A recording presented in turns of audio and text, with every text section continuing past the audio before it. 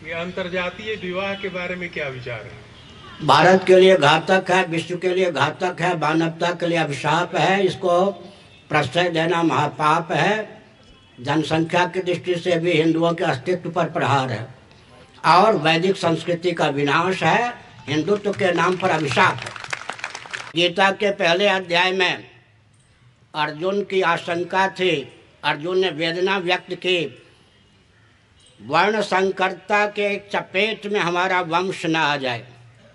और गीता के तीसरे चौथे अध्याय के अनुसार विचार कीजिए, भगवान श्री कृष्ण ने चिंता व्यक्त की कि कर्म संकरता भारत में न छा जाए। भोगले होते बैसो बैसो।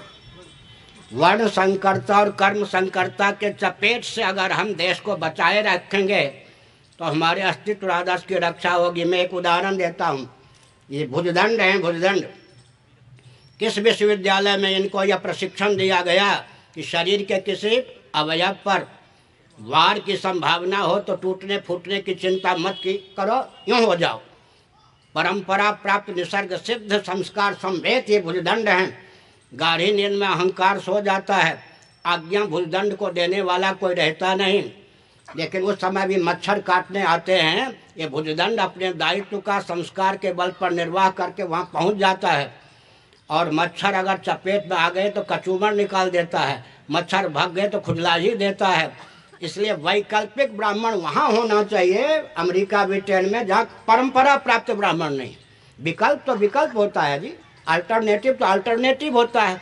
अब जितने वैकल्पिक ब्राह्मण हैं वही ब्राह्मणत्व के विध्वंसक हैं या नहीं? अब पुलिस और मिलिट्री जितने क्षत्रियों के विकल्प हैं यही रक्षा के लिए घातक हैं या नहीं? उद्योगपति ये वैश्यों के विकल्प निकाले गए, ये हमारे अर्थशास्त्र की दृष्टि से अभिशाप हैं या नहीं?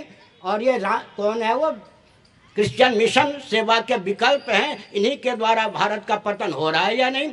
अब मेरा कोई विकल्प निकाल के दिखाइए ना। मैं शंकराचार्य हूँ, मेरे विकल्प दलाई लामा जी होंगे या पोप होंगे? हम लोग निर्विकल्प है, हमारा विकल्प नहीं होता है। हाँ, एक उदाहरण देता हूँ। खानदानी क्षत्रिय दो थे। कौन? राम जी और लक्ष्मण जी अयोध्या से। सीता जी का अपहरण हो चुका था, देवता बंदर भालू के रूप में आए थे। वैकल्पिक क्षत्रियों ने खानदानी परंपरा प्राप्त क्षत्रियों के अनुकूल होकर युद्ध जीता और राम जी को राज्यश्री सौंपा। राम जी की उदात्त भावना थी कि उन्होंने विभीषण को सौंपा।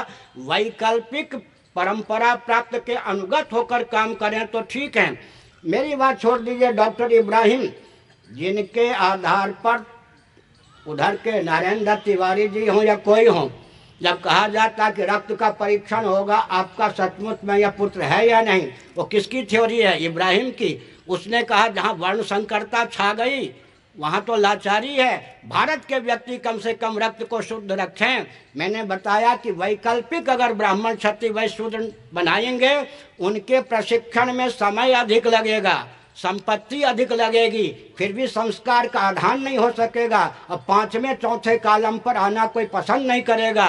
पहले दूसरे या पहले कॉलम में भी ही लाखों व्यक्ति भर जाएंगे। पूरे देश की शिक्षा प्रणाली, अर्थव्यवस्था, रक्षा की प्रणाली, सेवा की प्रणाली सब चरमरा जाएगी। सनातन वैदिक आर्य सिद्धांत हुआ है जहाँ जन्म से सबकी जीविका आरक्षित है। जन्म से सबकी जीविका आरक्षित है, इससे बढ़िया अर्थशास्त्र क्या हो सकता है? बुरा न मानो, होली है।